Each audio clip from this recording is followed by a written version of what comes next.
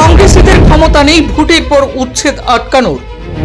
ভোটের পর উচ্ছেদ হবেই, আবারও ইঙ্গিত মন্ত্রী কৃষ্ণেন্দুর। পাথারকান্দিতে বিরোধীদের কড়া সমালোচনায় কৃষ্ণেন্দু পাল। ছুটির দিনের সন্ধ্যা, কার্যত শহরের প্রধান প্রাণকেন্দ্র বাজার তথা তেমাথার রীতিমতো গেরুয়া ঝড়ে মাতোয়ারা হয়ে ওঠে বিজেপির সমাবেশকে ঘিরে।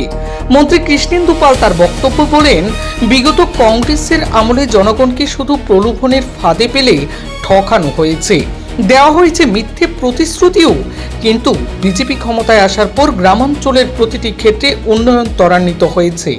কৃষ্ণেন্দু এদিন এই সন্ধ্যায় নির্বাচনী জনসমাবেশ থেকে প্রতিপক্ষদের রণহুঙ্কার ছুড়ে দিয়ে বলেন, কোনো কংগ্রেসীদের ক্ষমতা নেই ভোটের পর উচ্ছেদ আটকানোর। উচ্ছেদ হবেই। মনিলাল কেন, কারোর বাপের সাধ্য নেই উচ্ছেদ আটকানোর। প্রায় 1000-5 মানুষের উপস্থিতিতে এই সভায় উন্নয়নের খতিয়ান তুলে ধরার পাশাপাশি বিরোধীদের কড়া সমালোচনায় মুখর হন তিনি।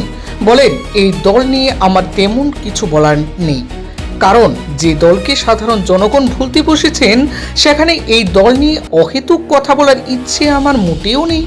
বিরোধী দলের এই সমষ্টির 3 বারের প্রাক্তন বিধায়ক মনিলাল গোয়ালার আমলে সমষ্টি কি উন্নয়ন হয়েছে বা উন্নয়নের ত্বরান্বিত দেখেছে, এ নিয়েও প্রশ্ন তোলেন গেরুয়া দলের প্রার্থী। বলেন, বয়স হয়েছে মনিলাল বাবুর, ফলে ওনার মতিভ্রম হয়েছে, তাই মেয়াদ উত্তীর্ণদের এখন আর গ্রহণ করবেন না সাধারণ জনগণ।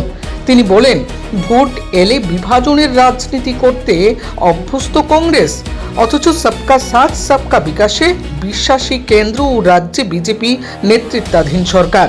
ভোট প্রচারে গিয়ে নিজেদের অবস্থান টের পেয়ে কংগ্রেস বৃহত্তর এই সমষ্টির বিভিন্ন ভাষাগোষ্ঠীর সম্প্রদায়ের মানুষের মধ্যে বিভেদের রাজনীতি শুরু করে দিয়েছে।